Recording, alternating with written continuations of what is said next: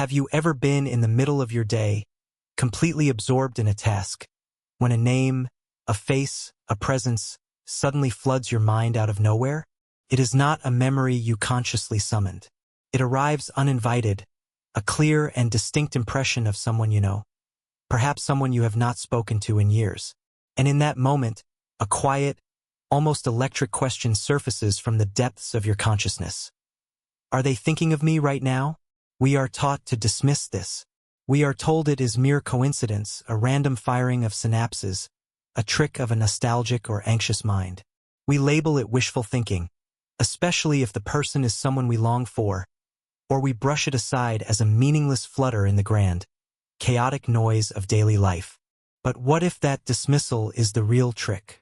What if the greatest illusion we have accepted is that these moments are illusions themselves? The truth is far more unsettling, far more potent, and it points not to a simple psychological quirk, but to an ancient, dormant human faculty.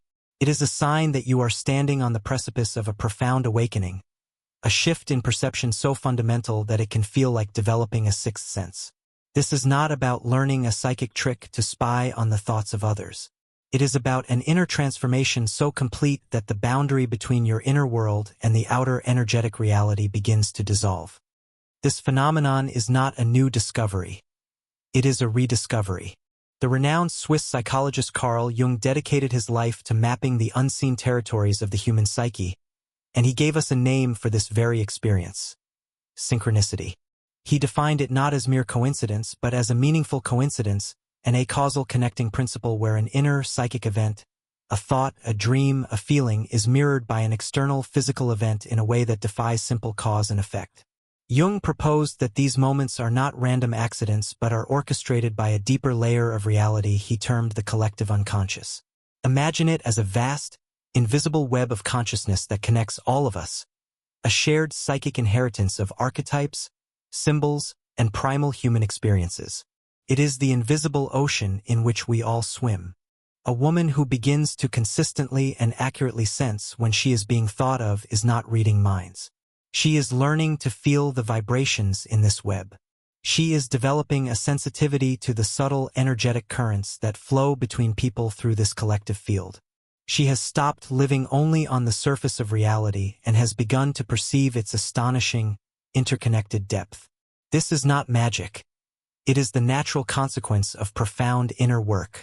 It is the byproduct of a grueling, sacred journey of what Jung called individuation, the process of becoming whole, of integrating the conscious and unconscious aspects of herself into a unified, self-aware sovereign being. Before this awakening, this woman lived in a state of perpetual static. Her mind was a noisy, crowded room, filled with the clamoring voices of fear, insecurity, and unmet desire. She did not know the sound of her own soul because she could not hear it over the deafening chatter of her ego. She used to wonder constantly what others thought of her, especially a romantic interest. That wondering was not a calm curiosity. It was a gnawing, desperate hunger for validation. Her phone was a totem of her anxiety, a small, glowing oracle she would consult obsessively, searching for a sign, a notification, a digital breadcrumb that would momentarily soothe the ache of uncertainty. She would reread old messages, trying to decipher hidden meanings, to extract a sliver of reassurance from a string of ambiguous words. She lived in a state of outsourced self-worth, placing the keys to her happiness in pockets that were not her own. She was a half, searching for another half to feel complete, not understanding that this equation always results in two fractions fighting over who is more empty. The question, "Is he thinking of me?" was not a whisper of intuition back then. It was the desperate cry of a part of her that felt invisible, a plea to be seen, to be acknowledged, to be confirmed in her existence by the gaze of another. Her relationships were a direct reflection of this inner state of lack. They were not partnerships. They were feedback loops for her own insecurities. She was drawn, with the unfailing precision of an unhealed wound, to partners who were masters of ambiguity. The emotionally unavailable, the inconsistent, the man who would offer a universe of intimacy one day and a barren desert of silence the next. This dynamic of push and pull, of chasing and retreating, felt like passion, like excitement. She confused anxiety with love. She mistook the adrenaline rush of uncertainty for the depth of true connection. She believed that love was something you had to earn, to fight for, to prove yourself worthy of, every single day. The toxic script was always the same. A period of intense connection, followed by a withdrawal that would send her spiraling into a vortex of self-doubt. Was it something she said? Something she did? She would analyze every interaction, every word, every silence, believing the fault must lie within her.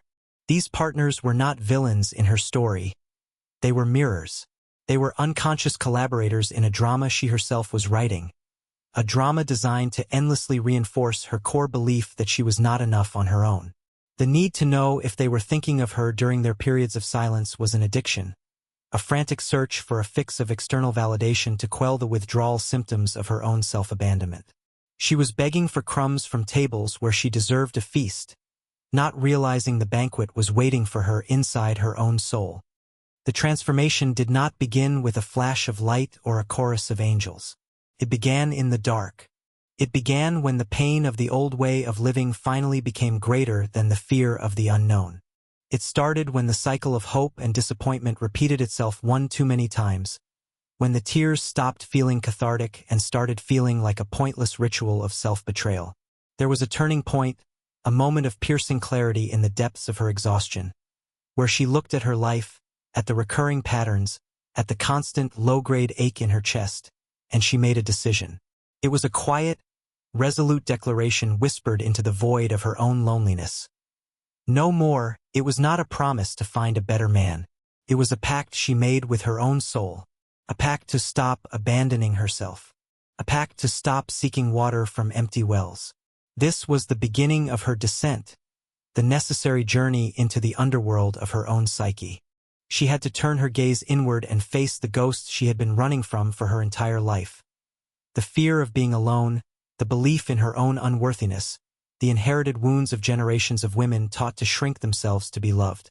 It was a grueling process, a slow, painful excavation of her own history, but for the first time, she was not digging for answers outside of herself. She was digging for the foundations of a new self, one that would be built not on the shifting sands of external approval, but on the bedrock of her own intrinsic worth. This inner work became her sole focus, her sacred practice. She began to consciously cultivate silence. Where once she filled every spare moment with distractions, social media, mindless television, the constant company of others, she now sought solitude as a sanctuary. She learned to sit with the discomfort of her own thoughts without judgment, watching them rise and fall like waves, realizing she was not the waves, but the ocean. She started a dialogue with her intuition, that quiet, knowing voice she had ignored for so long. At first, it was faint, easily drowned out by the louder voice of her anxiety. But she kept listening. She would ask herself simple questions throughout the day. What do I truly need right now? What is the most loving thing I can do for myself in this moment? And she would wait patiently for the honest answer to surface. This was the practice of self-reciprocity, of treating herself with the same care and attention she had once so freely given away to others. She started to notice the language of her body, the subtle signals it was constantly sending her, the knot in her stomach when she was around a certain person, the sense of expansion and lightness when she was aligned with her truth. This was not about navel-gazing. It was about data collection. She was becoming a scientist of her own soul, learning to differentiate the signal from the noise, the truth from the static. And it was in this newfound inner stillness, this deep, resonant silence within her own being, that the trick revealed itself. The trick was not a trick at all. It was the natural outcome of a clean, clear, and uncluttered inner vessel. She discovered that to hear the whispers of the universe, you first have to silence the screaming of your own mind. The woman she is now bears little resemblance to the one who used to live in a constant state of anxious waiting. Her very presence has changed. It is not something she puts on like a coat. It radiates from her core. She is whole. This is not an intellectual concept to her. It is a lived, embodied reality. She is not a half seeking a partner to complete her. She is a sovereign entity, a complete circle, choosing if and when to intersect with another. Her center of gravity is located firmly within herself. The gnawing question, "Is he thinking of me?" has vanished from her lexicon, not because she has no interest in connection, but because the question itself has become irrelevant. Her peace of mind, her emotional equilibrium is no longer conditional. It is not granted or revoked by someone else's attention or lack thereof. Her self-worth is a constant, a non-negotiable truth she carries within her, and from this place of profound inner security, a new perceptual clarity has emerged. She has become tuned in, a finely calibrated instrument capable of perceiving the subtle energetic realities that were always there, but were previously obscured by the fog of her own neediness. She doesn't wonder anymore. She knows. Her knowing manifests in ways that defy logical explanation yet possess an undeniable internal consistency. It is a language she has learned to trust implicitly. First, there is the nature of the thought itself. When someone she has a significant connection with is directing strong mental or emotional energy toward her, the thought of them enters her mind with a distinct quality. It does not arise from her own train of thought. It is an intrusion, but a calm, neutral, and incredibly clear one. There is no emotional charge of anxiety, hope, or fear attached to it. It simply arrives, like a notification pushed to her consciousness from an external server. Feels like information, not rumination. Second, these psychic notifications are almost always accompanied by a cascade of synchronicities, the universe's way of underlining the message. She will receive the clear thought of a person, and within hours, sometimes minutes, she will see their unusual last name on the side of a delivery truck, or a car will pass with a license plate containing their initials and birthday. She will hear the specific song she associates with them playing in a cafe, or she will open a book to a random page and find a character with their name. She no longer sees these events as random. She understands them as Jung did, as meaningful echoes in the material world of a non-local, psychic event. They are the physical breadcrumbs that confirm the invisible connection is active. Third, her own body has become a barometer for this unseen energy. She has learned to map specific physical sensations to specific people. A deep, radiating warmth in her chest might signify the loving thoughts of a close friend. A sudden, electric tingling in her hands might be the signature of a romantic interest with intense, focused energy. These are not vague feelings. They are precise, repeatable somatic experiences. It is as if her nervous system has learned to recognize the unique energetic frequency of different individuals. Fourth, her dreams have transformed from chaotic reenactments of her daily anxieties into a theater of profound symbolic communication. People now visit her in her dreams not to play out dramas of rejection or longing, but as calm, archetypal figures delivering clear messages or simply showing their presence, letting her know they are connected on a deeper plane. And finally, the most powerful and paradoxical element of all. She knows because she no longer needs to know. The ability to perceive this information is directly proportional to her detachment from it. It is a cosmic law. The desperate, grasping energy of neediness creates immense psychic static, jamming the signal. It is only when she reached a state of genuine wholeness, where her happiness was not contingent on anyone else's thoughts, that the channel became clear. The universe whispers its secrets to those who are not begging to hear them. The ultimate key to knowing if they are thinking of you is to be perfectly, peacefully okay if they are not. This new state of being, this radical self-possession and intuitive clarity, makes her profoundly disruptive to the established unconscious order of things. She is, in a word, dangerous. She is dangerous to the systems of control that thrive on female insecurity. She cannot be manipulated by the old tools of emotional warfare. The silent treatment, once a weapon that would shatter her, is now merely perceived as a quiet space, an absence of energy that she observes without personalizing. Breadcrumbing, the practice of giving just enough attention to keep someone hooked, is immediately transparent to her. She feels the energetic inconsistency, the lack of genuine warmth behind the sporadic messages, and she simply withdraws her own energy, not as a punishment, but as an act of energetic hygiene. She does not play games because she sees the entire board from a higher vantage point. To the man who is accustomed to being chased, her stillness is maddening. He might throw out a line, then pull back, expecting her to follow, to ask what is wrong, to beg for his attention. When she does none of these things, when she remains centered in her own world, observing his actions with a calm, almost scientific detachment, it short-circuits his entire operating system. He does not know how to engage with a woman whose sense of self is not a mirror reflecting him back at himself. The world perceives her through a distorted lens, projecting its own limitations onto her newfound power. Those who are secure in themselves feel an inexplicable sense of admiration and peace in her presence. They are drawn to her wholeness. But those who are living in halves, those who are mired in their own unconscious games and insecurities, perceive her as a threat.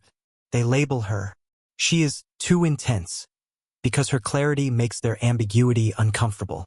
She is intimidating, because her self-possession highlights their lack of it. They might even call her psychic or a witch, using esoteric terms to dismiss a power that they cannot comprehend, because to acknowledge it as a natural human potential would require them to look at their own decision to remain asleep. She shatters the unspoken logic of control that governs so many modern relationships.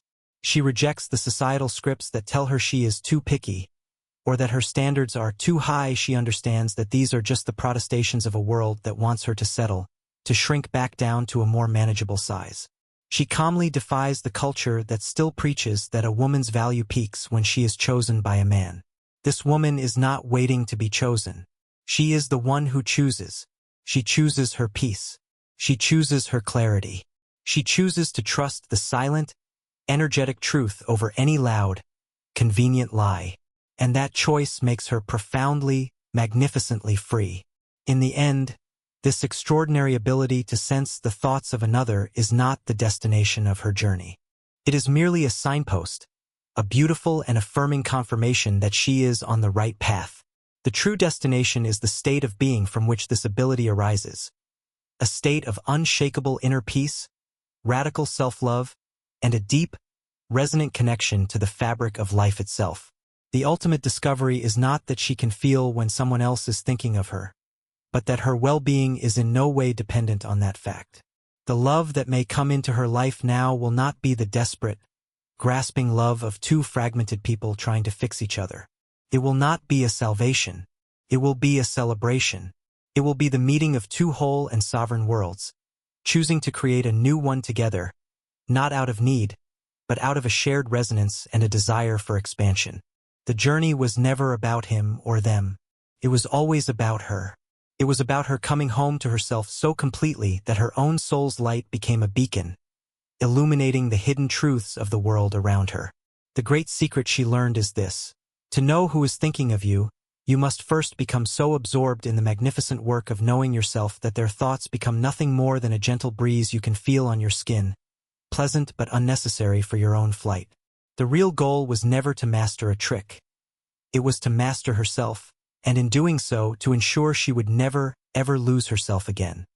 If something inside of you was touched by this story, if a name or a face surfaced in your mind as you listened, understand that this is not an accident. Perhaps this message did not find you by chance.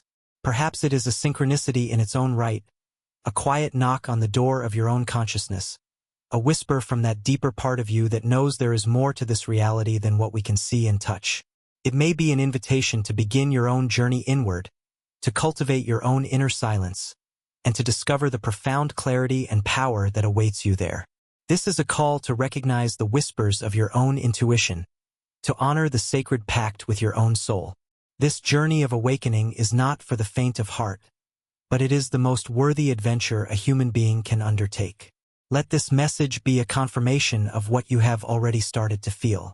Do not dismiss it. If this resonates with the path you are on, or the path you wish to begin, let us anchor this intention. Share this video with someone who you feel needs to hear this message, not as advice, but as a shared recognition of a journey you may be taking together. Affirm your own inner knowing by liking this video, not as a passive gesture, but as a conscious declaration of your commitment to your own truth. And share your own experiences in the comments below.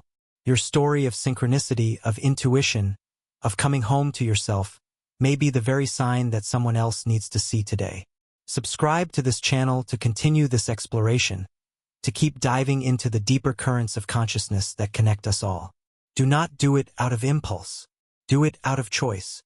Do it as a conscious act, and let this community be a space where the truth of our interconnectedness can continue to unfold and resonate.